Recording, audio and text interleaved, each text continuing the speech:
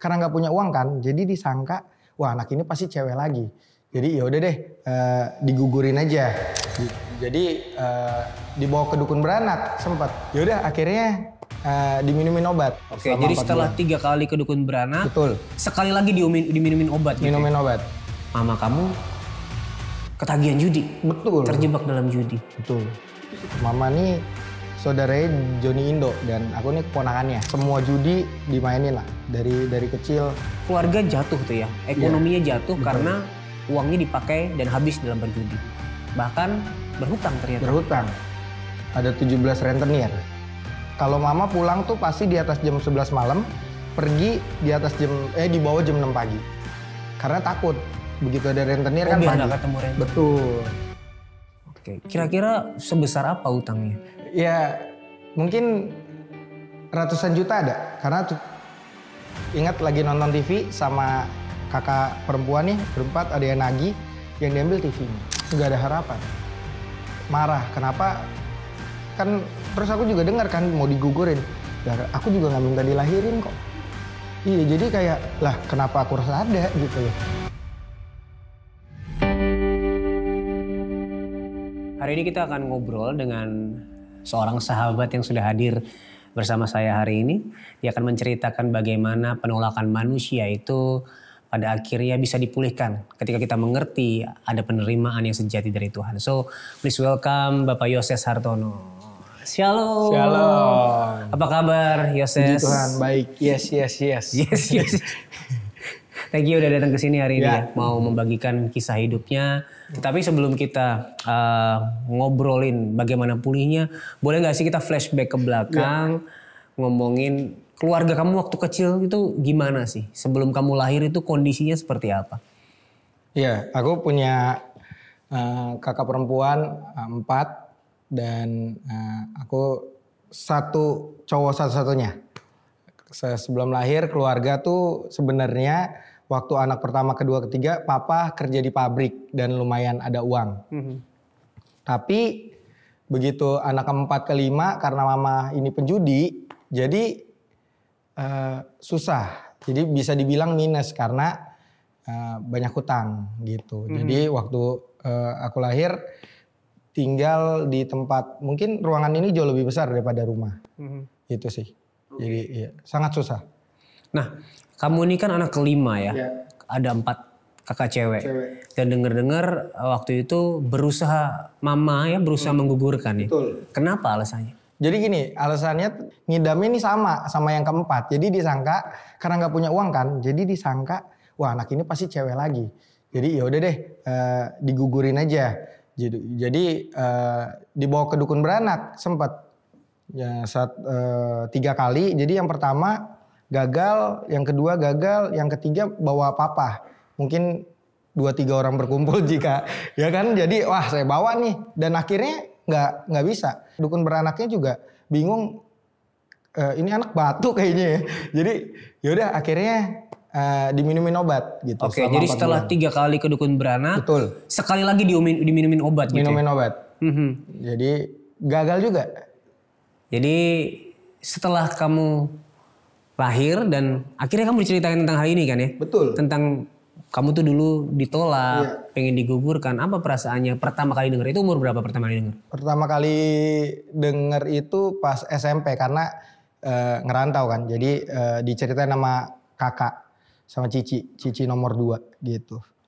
Begitu tahu diceritain sama Cici, terus pantas ya. Aku ngerasa kayak lah pantas gue kayaknya kok paling bodoh ya di keluarga gitu loh. Sedangkan ciciku yang nomor 3 dari SMP sampai kuliah beasiswa semua. Beasiswa gitu. Nah kalau aku kok karena sisa-sisa dari cici-cici yang pinter ya jadi tinggal dikit gitu otaknya gitu loh, kepintarannya. Jadi ya makanya umur 9 tahun belum bisa baca sama nulis. Gitu. Jadi kamu merasakan bahwa jangan-jangan ini efek dari percobaan pengguguran tersebut. Ya, obatnya mungkin. Ya. Ketika kamu merasakan hal tersebut, apakah kamu juga di rumah merasakan penolakan? Kan waktu kamu di rahim ditolak nih. Betul. Waktu di rumah apakah perlakuan papa dan mama ini seperti ada penolakannya terhadap hidup kamu? Iya, pasti ada. Punya orang tua yang sangat cuek gitu. Jadi nggak peduli. Pokoknya anak gue mau main dari pagi sampai sore ngejar layangan atau anak gue mau dikejar sama layangan atau dibalik ya kan. Tapi ya itu cuek apa ya? Cuek banget lah pokoknya. Tapi ke kakak-kakak nggak kayak gitu? Enggak, karena kakak-kakak ada, jadi sama kakak yang pertama tuh beda sekitar 25 Jauh tahun, iya, dan dia udah kerja, bisa ngasih uang. Jadi mama ngerasa, wah kebantu nih. Ini kalau yang Yosa sih kerjanya cuma minta uang doang nih. Jadi hidup kamu mungkin merasa semakin tertolak ya, udah tahu kalau aku di kandungan itu ditolak. Betul. Waktu kecil menuju dewasa tidak merasakan kasih yang utuh dalam keluarga. Betul. Apalagi hari itu kamu cerita bahwa mama kamu ketagihan judi. Betul. Terjebak dalam judi. Betul. Itu sejak kapan dia terjebak dalam judi? Jadi mama ini mungkin yang udah tua tahu ya. Mama nih saudaranya Joni Indo dan aku nih keponakannya. Jadi karena omku ini mafia terus banyak ini, jadi mama tuh cukup dikenalin sama ini, sama teman-temannya. Terus ya udah akhirnya ya mama terlilit, semua judi dimainin lah dari kecil, dan aku pun juga sempat ikut, maksudnya ngelihat gitu loh. Iya, ikut nggak ngerti juga, tapi ya karena mama tiap hari gitu ya. Kalau orang dunia bilang Bang Toib, buat aku nggak ada Mak Toib, karena mamaku yang nggak pernah pulang. Setiap hari pergi berjudi. Jadi dengan hidup yang tidak mendapat kasih utuh dari orang tua, mama yang tidak pernah pulang. Betul. Bahkan mama yang tidak pernah pulangnya bukan bekerja ya, Betul. tapi berjudi, sehingga pada akhirnya keluarga jatuh tuh ya, ekonominya jatuh karena uangnya dipakai dan habis dalam berjudi. Bahkan berhutang ternyata. Berhutang. Ada 17 rentenir. Ya setiap hari tuh datang ke rumah gitu, minjem, karena kalau mama pulang tuh pasti di atas jam 11 malam, pergi di bawah jam 6 pagi. Karena takut begitu ada rentenir kan biar pagi. nggak ketemu rentenir. Betul gitu. Oke, kira-kira sebesar apa utangnya? Ya mungkin ratusan juta ada, karena 17 rentenir. Kalau kita hitung satu rentenir 10 juta, ya berarti 170 juta ya kira-kira. Iya, kira-kira. Dan setiap hari didatangi, barang-barang disita. Betul. Ingat lagi nonton TV sama kakak perempuan nih, berempat, ada yang nagih, yang diambil TV-nya. Lagi nonton TV, ingat tuh, bareng-bareng. Biasa kan berebutan ya nonton TV. Nah ini lagi akur loh, TV-nya diambil. Padahal dulu saya pengen nonton Smackdown, cici saya pengen nonton yang lain, jadi berebutan kan. Nah ini lagi nontonnya akur gitu. Tapi ya begitu ditagih, ya kita juga nggak bisa berbuat apa-apa. Rentenirnya kan galak ya. Jadi ya udah akhirnya TV-nya diambil, barang-barang diambil. Selain barang-barang disita, perlakuan terburuk apa yang kamu pernah lihat yang rentenir lakukan ke keluarga kamu? Yang terburuk adalah papa diludahin. Gimana ceritanya itu? Waktu itu ingat, bapaknya juga ingat saya namanya. Jadi waktu itu diludahin karena emang nggak bayar gitu loh, dan rentenir tuh bener-bener tiap hari datang. Jadi kita tahu, sampai papa tuh tahu dari ketokannya rentenir. Kalau dia cuma tuk tuk tuk, ini yang lebih ini nih. Tapi kalau yang udah tuk tuk tuk tuk, nah ini tahu nih, ini yang paling galak gitu. Jadi tahu, wah ini nih bapak ini. Ya udah akhirnya aku lihat dari jendela gitu.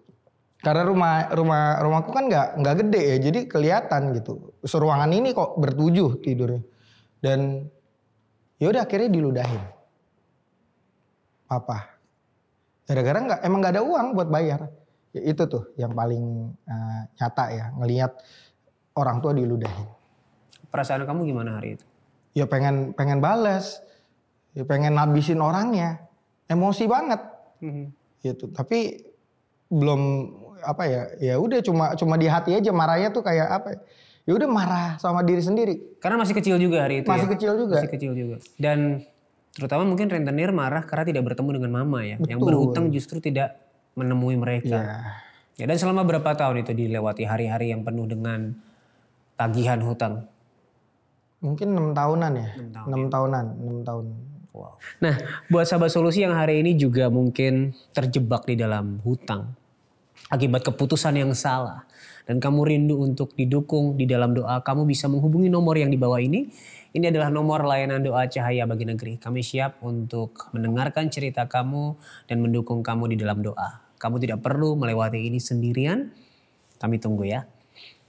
Nah, kita lanjut. Setiap hari mencekam ya, didatangi oleh penagih hutang, barang-barang disita. Yang kamu rasakan hari-hari itu apa? Nggak ada harapan. Marah. Kenapa? Kan terus aku juga dengar kan mau digugurin. Lah, aku juga nggak minta dilahirin kok. Iya, jadi kayak lah kenapa aku rasa ada gitu loh.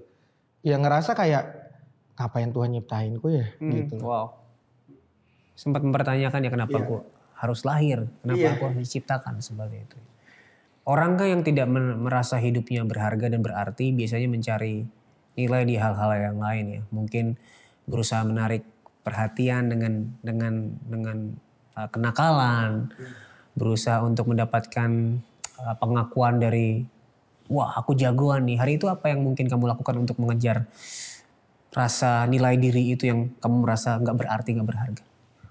Waktu itu umur 12 tahun jadi penyiar radio di salah satu kota di Indonesia lah. Oh, jadi kamu ngerantau nih? Ngerantau. Sendirian? Iya.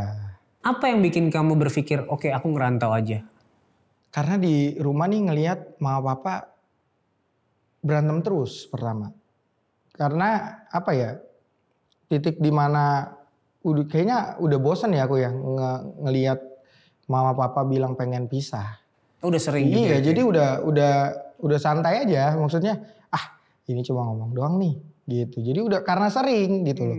Cuma ngomong tapi nggak dilakuin gitu. Itulah jadi ngerasa kayak di rumah tuh nggak ada yang perhatiin.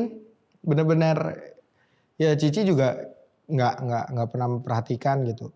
Dulu juga bilang aku pengen gitar ke mama kan, nggak pernah dikasih gitu loh. Gitu. Hadiah minta baju bola nggak pernah dikasih. Gitu. Tapi giliran main judi kalah jutaan ini loh. Makanya waktu itu aku compare, ya ampun beliin baju misalnya 50.000, tapi kalau main judi jutaan kok bisa gitu loh. Sesayang itu sama judi. Ya kan nggak sayang sama anak gitu. Itu sih.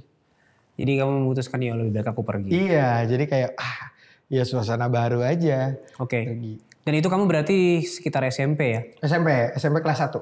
Nah, SD kan waktu itu sempat nggak lulus sekali. Lalu lulusnya gimana? Ujian paket. Oh, kamu kejar di ujian paket sehingga bisa lanjut di SMP. SMP juga nggak lulus sekali. Balik ujian paket. SMA juga ujian paket. Jadi semuanya paket. 3 kali ya kamu paket ya? Hat-trick itu ujian paketnya. Oke. Ketika SMP pindah ke Purwokerto, akhirnya menjadi penyiar. Itu lewat jalur kakak kamu, cici kamu tadi ya. Nah, hari-hari seperti apa yang kamu jalani di Purwokerto? Sekolah? Sambil siaran? Siaran, betul. Kayak gimana hari-harinya? Ngerasa bangga. Ngerasa bisa ngasih uang sama orang tua. Wah, jadi kamu kirim uang? Iya, jadi umur pokoknya 12 ke 13 itu nggak pernah terima 1 rupiah pun dari orang tua. Gitu, udah ngerasa sekolah bisa bayar sendiri karena siaran di sana dan di Purwokerto tuh nggak tinggal sama kakak, tapi tinggal di gereja. Oke. Iya, karena radio rohani kan. Jadi akhirnya ya udah ngerasa wah ini kayak menemukan kayak wah ini jati diri nih. Jadi ngerasa angku kayak bisa ngasih uang orang tua. Terus ya aku lihat orang tua juga rada segan. Karena kamu ngasih uang. Iya, dulu kan minta uang aja apaan nanti aja gitu. Terus minta makanan enak aja ya. Dulu ya sampai ini dilarang gitu loh. Pengen makan ayam fried chicken aja ya mama lebih mikirin main judinya gitu loh daripada makan anaknya. Oke. Hidup yang seperti apa yang kamu jalani di Purwokerto? Udah punya uang nih. Udah kerja. Apakah kamu menyalurkan kemarahan kamu, keminderan kamu kepada hal-hal yang mungkin membuat kamu lebih percaya diri? Iya, pertama karena aku udah punya uang. Jadi ya menurutku nih uang ini ya nggak bisa beri kebahagiaan kan kalau uangnya sedikit. Kalau gitu banyak aku ngerasa kayak wah teman-teman kenapa bisa main sama aku? Karena aku bayarin. Zaman dulu kan di Purwokerto cuma buset bakso aja 3.000 rupiah dapat gitu. Ya, jadi bisa tuh 8 orang aku bayarin 10 orang. Jadi ngerasa kayak nih akhirnya gue nggak tertolak lagi tuh. Gitu. Jadi ngerasa kayak oh iya nih begitu ada uang. Jadi oh gampang kok deketin, ajak aja main. Ajak aja makan ini, ajak ini. Gitu. Apalagi SD kamu gak punya teman kan? Betul. Dibully. Nah, kamu jadi merasa bahwa uang ini yang membuat kamu berharga ya. Iya. Uang yang membuat kamu berarti. Ya. Sampai pada akhirnya meskipun punya uang, akhirnya kamu jatuh ke dalam satu titik yang rendah lagi di mana kamu gak lulus. Betul itu. SMP. Dan diusir. Diusir sama Yang punya radionya. sama gereja itu ya. Iya. Kenapa hari itu diusir? Mereka malu karena radio rohani. Udah radio rohani terus ini orang gak lulus ya kan. Terus ya intinya ya diomongin tidak mencerminkan Tuhan lah di dalam kehidupanku. Dan Setelah diusir, kamu kembali ke Tangerang ya? ke Tangerang. Kembali ke rumah yang suasananya pun tidak kamu sukai. Betul sekali. Ketika kamu kembali, apa yang kamu rasakan di rumah itu? Apakah kamu merasa ya udahlah balik lagi ke sini, malas banget sebenarnya, tapi ya terpaksa gitu. Ya pas kembali lagi jujur karena udah ngelewatin ya, jadi ya terulang lagi aja gitu. Jadi kayak 3 tahun tuh ya ibaratnya ya senang-senang gitu loh. Tapi begitu tahun keempat balik lagi, yang lihat surga dan neraka lagi. Ya di tengah kemarahanmu ke Tuhan, mempertanyakan ada gak sih Tuhan? Atau mungkin Tuhan ada tapi gak sebaik itu. Apa yang pada akhirnya membuat kamu melihat bahwa oh ternyata Tuhan itu ada. Dan Tuhan itu kasih juga baik, memelihara dan peduli pada kita. Ada momennya gak? SMA kakakku yang nomor 3 dia intinya dia di sekolah. Jadi makanya aku bisa masuk sana gratis. Beliau kerja di sekolah? Kerja di sekolah. Okay. Jadi dia kerja di sekolah. Jadi bisa masuk di sana dan sistem sekolahnya tuh kayak homeschooling. Tapi datang ke sekolah. Gitu. Jadi seminggu tetap Senin sampai Jumat gitu. Tapi lebih banyak talentnya. Jadi belajarnya cuma Senin Rabu Jumat. Selasa Kamis tuh biasa Selasa olahraga, Kamis tuh talent misalnya musik gitu. Nah itu tuh mulai waktu ada di sekolah itu aku ngerasa juga diterima gitu. Dengan dengan teman-teman, terus dan setiap hari juga ada devotion gitu. Dan ya itu sih yang yang ngebuat perjalanan imanku salah satunya bertumbuh ya di sana. Di sekolah itu. Ya di sekolah itu bisa mengampuni orang tua ya dari sekolah itu. Oke. Di sekolah itu kamu bertumbuh iman, merasakan Tuhan, mengalami Tuhan. Dan pada akhirnya gimana kamu bisa menyelesaikan rasa penolakan dalam hidup kamu? Bisa keluar dari rasa tertolak itu dalam hidup kamu? Iya. Ya aku lupa ayatnya, tapi yang pasti di Mazmur, ya sekalipun ayah dan ibumu meninggalkan kamu, tapi Tuhan menyambut kamu. Mungkin secara nyata mama papa nggak ninggalin, tapi secara tindakan emosional tuh kayak ninggalin gitu loh. Tapi ya aku tahu ada Tuhan yang menyambut. Oke. Kamu berkata ada Tuhan yang menyambut, kamu berkata kamu mengalami Tuhan di dalam perjalanan iman selama di sekolah itu salah satunya. Ada gak momen yang paling kamu ingat, kamu benar-benar merasakan kasih Tuhan dalam hidup kamu? Kalau ngalamin kasih Tuhan, pas mama berhenti main judi. Tahun berapa itu? Aku lupa tahunnya, antara 2017 kalau nggak 2018. Antara itu. Baru ya berarti ya? Iya. Apa yang membuat mama hari itu berhenti berjudi sebenarnya? Waktu itu ya nggak tahu ya cerita mama berhenti main judi ya, tapi kalau kata ciciku gara-gara dia punya cucu. Iya kalau kata ciciku. Cuma kan cucunya banyak ya. Maksudnya sampai sekarang nih berarti cucu mama nih ada 7 gitu. Nah anakku yang terakhir nih yang Cucu terakhir. Iya cucu yang ke-7 gitu. Karena punya cucu jadi berhenti judi. Dan itu yang pada akhirnya juga kamu syukuri. Tapi kan mengampuni itu susah ya. Betul. Apalagi kamu ditolak sejak di kandungan. Terus tidak mendapat kasih yang utuh.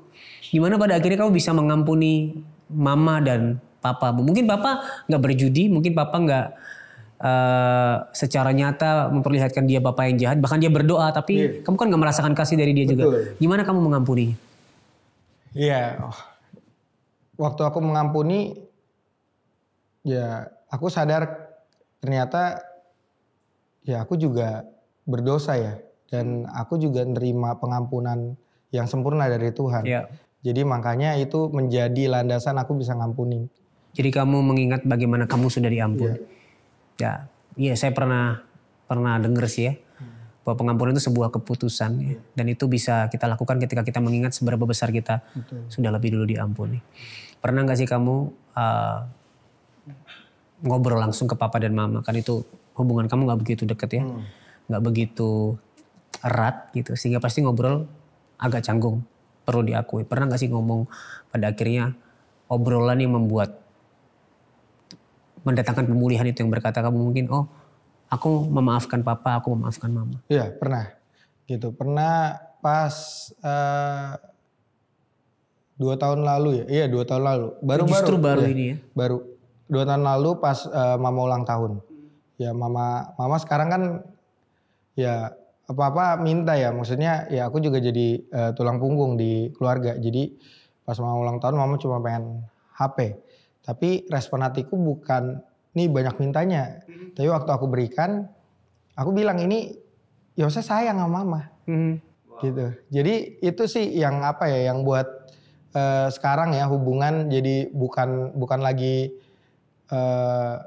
transaksional gitu dari antara mama sama aku. Tapi hubungannya ya dasarnya dia kasih. Dan sekarang aku juga bisa memaklumi. Oh iya waktu itu sebenarnya mamaku bukannya pengen gugurin karena dia pikir anak ini cewek. Jadi makanya ya dia pengen gugurin gitu. Tapi kan dulu kan nggak denial aja. Pokoknya gue tertolak gitu. Sekarang bisa bisa ya memahami gitu. Kalau ke papa gimana? Ke papa ya karena jadi malah aku lebih dekat sama mama. Oke. Nah ke papa ya tetap berjalan berdoa gitu sampai sekarang. Tapi ya titik di mana momen ya kalau papa tuh pas papa sakit. Jadi ya papaku kan sempat sakit ya gitu. Dan ya aku nganterin ya akhirnya bisa ngobrol bisa ngobrol banyak gitu loh. Ternyata sampai dia punya pemikiran kalau nggak ada Yoses nih kayaknya kita berdua sama papa di panti jompo gitu loh. Sampai papa bilang papa pun layak loh masuk kalau intinya kalau aku nggak mau ngerawat di panti jompo aja gitu. Itu sih yang buat aku kok sampai segininya ya gitu ya. Maksudnya pemikiran papaku ya ternyata ya separah itu. Maksudnya aku ngerasa dulu nih gantian lu tetap bergantung kan sama gue gitu. Jadi dia respectnya karena aku udah yang ngebiayain. Tapi ya sekarang udah gak ada tuh ya hubungannya antara bapak dan anak gitu loh. Oke. Gak ada di tengah-tengahnya, gak ada embel-embelnya gitu. Dengan kamu menjadi tulang punggung dan mendapat respect dari papa mama, tentu kita sebagai manusia ada tendensi untuk sombong dan kembali berkata bahwa tuh kan coba kalau aku nggak kayak gini sama kalian kan kalian terlantar. Tapi apa yang membuat kamu pada akhirnya hatinya bisa dikalibrasi sehingga tidak merasakan hal tersebut, sehingga pada akhirnya kamu berkata bahwa oh ya aku melakukan ini bukan untuk mendapat respect dari kalian tapi benar-benar karena aku mengasihi kalian. Iya. Apa? Ya itu dasar landasannya adalah ya karena ya aku udah dikasihi gitu loh. Seharusnya aku binasa ya gitu. Tapi ya karena udah dikasihi, terus buka ayat kali ya. Boleh. Jadi di 2 Korintus 5 ayat 17. Jadi siapa yang ada di dalam Kristus, ia adalah ciptaan baru. Yang lama sudah berlalu, sesungguhnya yang baru sudah datang. Jadi ya Yesus datang bukan cuma untuk memperbaiki, tapi mengganti, menciptakan yang baru gitu loh. Jadi bukan lagi soal apa ya? Bukan lagi Yoses yang dulu gitu loh. Mungkin kalau Yoses yang dulu punya pemikiran yang ya udahlah, yang penting ini gantian nih, sekarang tergantung sama Yoses nih ya kan. Ngebiayain, terus orang tua mungkin ya 2020 pun juga kalau mau nelpon tuh nanya dulu loh. Sampai kayak gitu. Gitu dan aku pun juga nggak pernah ngomong lah nelpon tinggal nelpon kok gitu. Ya kan? Tapi ya sekarang ya 3 tahun inilah punya hubungan yang sudah dipulihkan. Dan bahkan kamu tidak melihat kamu sebagai tulang punggung itu untuk mendapat respect dari papa mama sekarang ya. Benar-benar karena mengasihi mereka. Bagaimana dengan rasa tertolak? Orang tertolak kan biasanya mencari penerimaan melalui banyak hal. Contohnya kamu dulu waktu SMP kan lewat uang, lewat pekerjaan kamu, status kamu. Bagaimana akhirnya itu pulih?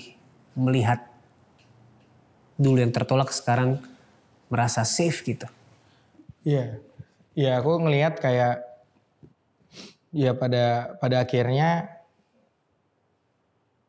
ya hidupku nih bukan untuk aku lagi gitu loh. Dan apapun yang aku lakukan bukan untuk manusia tapi untuk Tuhan. Jadi waktu aku bisa memberi, waktu aku ditolak gitu. Jadi aku nggak mikir kayak ya aku mikir gini, Tuhan juga ditolak waktu ada di dunia gitu loh. Dan dia tetap taat, dia tetap setia gitu. Ya itu sih yang menjadi dorongan aku bisa melihat gimana Kristus sudah ditolak gitu. Supaya aku yang tertolak diterima gitu. Dan aku diterima tuh secara sempurna gitu. Gitu. Aku tahu aku orang yang berdosa, aku tahu keluargaku banyak kekurangan, aku lihat mama punya kekurangan, aku lihat ciciku juga punya kekurangan gitu. Kita bukan orang yang sempurna, tapi aku percaya aku dikasih secara sempurna. Kasih yang mengasihi aku tuh bukan berdasarkan apa yang aku lakukan. Itu sih. Jadi seandainya pun kamu ditolak, kamu tahu kamu diterima oleh kasih yang sempurna yang ada di dalam Kristus. Wow. Nah buat sahabat solusi, ini sebuah pengingat bagi kita yang mungkin hari-hari ini sedang merasa ditolak. Bahwa kasih Kristus menerima kita dengan sempurna. Tetapi hari ini jika kamu merasa sendirian, kamu merasa ditolak dan kamu butuh seseorang untuk menemani dan mendoakan kamu bisa menghubungi nomor yang ada di bawah ini.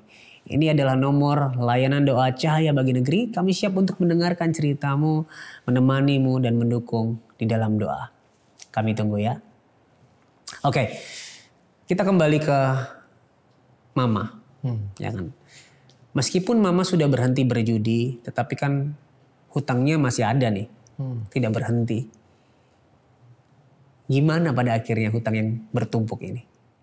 Ya akhirnya aku coba lunasin gitu. Dan ya dicicil. Dan itu negosiasi yang panjang. Karena bunganya kan gede ya. Kalau hutang sama rentenir suka-suka dia. Gitu. Mau minjemnya 10 juta dibayarnya 20 juta ya itu hak dia. Gitu. Jadi itu. Terus juga ternyata nggak semua uang yang Mama pinjem tuh untuk dia. Jadi kadang temennya pakai nama dia. Terus dikasih 500.000 kalau enggak 1 juta. Tapi minjemnya 10 juta gitu. Jadi pakai nama lu ya nanti gua kasih. Nah karena Mama hobinya main judi ya ngelihat kesempatan. Oh ada modal nih gitu. Oke. Gitu. Dan berapa lama setelah itu akhirnya lunas? Kira-kira? Lunas itu sekitar 3 sampai 4 tahunan ya. Kamu cicil itu ya? Sendirian? Cicil. Sama kakak-kakak enggak? Nah kakak-kakak nih karena udah berkeluarga jadi dia fokus sama keluarganya. Fokus sama keluarganya. Dan puji Tuhan setelah 3 atau 4 tahun itu bisa lunas. Bisa lunas. Judinya berhenti, hutangnya pun lunas. Hutangnya lunas. Puji Tuhan. Dan bagaimana kamu sekarang melihat pribadi Tuhan dalam hidup kamu? dibanding dulu, apa bedanya? Ya sekarang aku melihat ya Tuhan nih benar-benar mengarahkan aku di jalannya gitu loh. Jadi bukan lagi ya seringkali air mata tuh menuntun kita kepada mata air yang sesungguhnya, yaitu Kristus sendiri. Seringkali Tuhan izinkan masalah itu ada gitu. Seringkali Tuhan izinkan kita kehilangan banyak hal supaya kita tahu kalau ada satu yang tidak bisa hilang. Itu Kristus, yaitu kasih-Nya. Amin. Gitu. Jadi ya itu sih dasarnya gitu loh. Jadi ketika ada masalah aku tahu ya sekarang masalah ini aku hadapi sama siapa gitu. Ya. Kamu sempat bercerita bahwa salah satu hal yang benar-benar mengubah hidupmu adalah komunitas. Betul. Bagaimana kamu melihat pentingnya komunitas yang benar dan sehat sebenarnya? Ya buatku ya semakin kesini ya aku melihat ada pertumbuhan karena ya di komunitas ini gitu. Ya puji Tuhan aku ditempatkan di Undivided Church Tangerang, di mana itu diterima apa adanya tapi tidak dibiarkan apa adanya gitu. Jadi begitu salah ya ditegur gitu. Jadi ya seringkali kan kita ngerasa kita udah diterima, tapi ya ternyata nggak dibiarkan apa adanya gitu. Tapi ya bertumbuh gitu loh. Walaupun ada gesekan, nggak ada gesekan gitu, tapi ya pentingnya komunitas ya begitu aku udah mulai mungkin marah, hopeless gitu misalnya, kayak aduh pengen sharing kok kagok-kagok gitu, tapi ya dari komunitas ini yang menguatkan lah, maksudnya menerima tapi tidak membiarkan, ya memberi masukan gitu. Itu sih. Jadi sepenting itu komunitas ya? Penting. Oke, terakhir sebelum kita selesai. Boleh nggak kamu sampaikan pesan, penguatan, message buat sahabat solusi yang mungkin hari ini merasa tertolak, hari ini mungkin tidak mendapatkan kasih dari keluarganya, atau bahkan juga yang terjebak dengan masalah finansial. Ya. Pesan-pesan itu aja. Kalau menurutku fakta bukan kebenaran. Fakta adalah fakta. Faktanya 5 roti dan 2 ikan. Ya buat aku sendiri kayaknya ya udah cukup buat aku sendiri atau buat 5 orang. Tapi ketika fakta itu dibawa kepada kebenaran itu yang mengubahkan. Tapi seringkali kita percaya sama fakta kita aja gitu loh. Jadi ya faktanya Yoses anak yang tertolak, yang digugurkan. Tapi ternyata kebenaran tidak mengatakan itu. Kamu dikasihi, kamu diterima gitu. Jadi ya seringkali bukan karena kita takut punya masalah, tapi kita nggak tahu berjalan bersama siapa di tengah-tengah masalah itu. Tapi yang saya mau bilang adalah setiap masalah kita, apapun yang kita hadapi, persoalan, pergumulan, atau secara finansial, pernah nggak kita bawa kepada kebenaran itu? Karena kebenaran itulah yang memerdekakan setiap kita. Oke, thank you Yoses buat waktunya. Buat ceritanya, buat kesaksiannya, Tuhan terus pakai untuk menyatakan kemuliaan Tuhan melalui hidupmu, apapun yang kamu lakukan. Sehat selalu bersama keluarga ya. Thank you. Ya, God bless. Nah, buat sahabat solusi yang hari ini sedang mengalami pergumulan yang serupa. Kamu mungkin ditolak, kamu mungkin tidak menerima kasih dari orang tua kamu, atau mungkin hari ini kamu sedang terjebak di dalam masalah finansial. Ingat, kamu tidak sendirian. Ada kami yang siap untuk mendengarkan cerita dan mendukung kamu di dalam doa. Yang perlu kamu lakukan hanyalah menghubungi nomor yang di bawah ini, nomor layanan doa Cahaya Bagi Negeri. Jangan takut, jangan malu untuk melangkah, karena satu langkah kecil keterbukaan itu akan mengubah hidup kamu selama-lamanya. Ingat, Tuhan Yesus sangat mengasihimu dan apapun permasalahanmu di dalam Tuhan, pasti ada solusi.